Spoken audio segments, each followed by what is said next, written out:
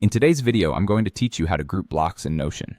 Notion is a powerful tool that many people use to organize their work and personal tasks, but one of the great features it offers is the ability to group blocks together to create neat and functional layouts.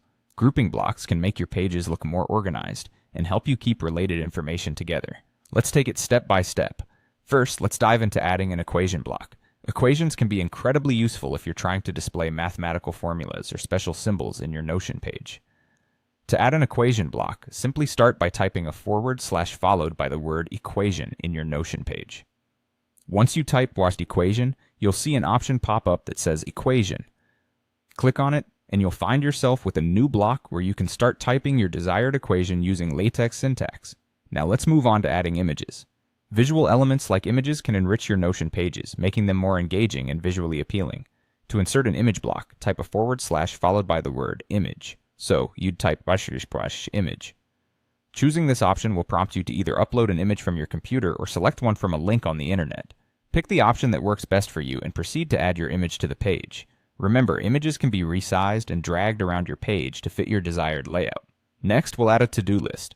To-do lists are excellent for keeping track of tasks or reminders, helping you stay organized and on top of your responsibilities.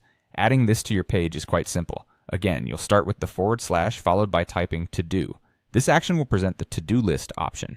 After clicking on it, you will be able to enter a to-do item. You can continue to add items one by one, pressing enter after each entry to create your full list.